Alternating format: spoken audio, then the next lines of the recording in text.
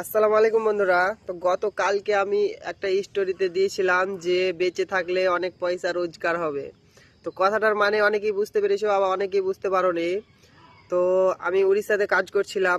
এমনিতে উড়িষ্যার লোক, মানে আমি প্রথম উড়িষ্যা কাজে গেছি, আবার এরকম হলো। এমনিতে উড়িষ্যার লোক আমাদের বেঙ্গলের লোককে দেখতে পারে না, মাঝে মাঝে তারাই হাঁকিয়ে দেয়। তো এবারে কি হয়েছে দেখো, কত নির্লজ্জ, কত মানে জঘন্য হলে এরকম একটা কাজ করে। 9 বছরের বাচ্চা মেয়েকে ধর্ষণ করে, রেপ করে হত্যা করেছে। শুনছি বাচ্চা মেয়েটা মারা গেছে, আবার শুনছি যে হসপিটালে অ্যাডমিট আছে, মানে খুব সিরিয়াস অবস্থা। তো কথা হচ্ছে যে যে কাজটা করেছে সে আবার হচ্ছে মুসলিম। তো একটা মুসলিম হয়েও এরকম জঘন্য কাজ করেছে। সবারই দাবি, হ্যাঁ আমাদের মুসলিম, আমাদেরও দাবি যে সে, তার জন্য ফাঁসি হয়। তো এখনো জানি না সে ছেলেটা কোথাকার।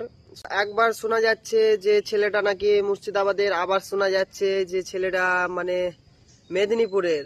তো কথা হচ্ছে, তো সেটা দেখে লাভ নেই, একটা ছেলের জন্য পুরো মানে আমাদের বেঙ্গলের লোককে নিয়ে টানাটানি। তো উড়িষ্যাতে অনেক জায়গায় এখনো কিছু হয়নি, কিন্তু কিউজার বলে যে জায়গাটা আছে আমরা যেখানে ছিলাম, সেখানে কিন্তু একটু বাড়াবাড়ি চলছে। এবং অতটাও বাড়াবাড়ি হয়নি এখনো যে সে মানে মায়েরা ধরে তাড়াতে লেগেছে, কিন্তু হ্যাঁ বাচ্চাটার এখনো কি রেজাল্ট পাওয়া যায়নি যে কি হয়েছে না হয়েছে, তার জন্য হয়তো থেমে আছে। নইলে তো উড়িষ্যার লোকেদেরকে জানোই কিভাবে বেঙ্গলদের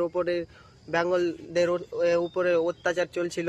তো এবারে তো মনে হচ্ছে আরো অত্যাচার চলবে। তো ফ্যামিলির চাপের জন্য তো আমরা চলে এলাম। তো আমি সবাইকেই বলবো যারা উড়িষ্যাতে কাজে এসে খুব সাবধানে থাকবা, যারা এখনো আসেনি, এবং যারা আসেনি তারা একটু মানে খুব সতর্ক হয়েই থাকবা। ধন্যবাদ।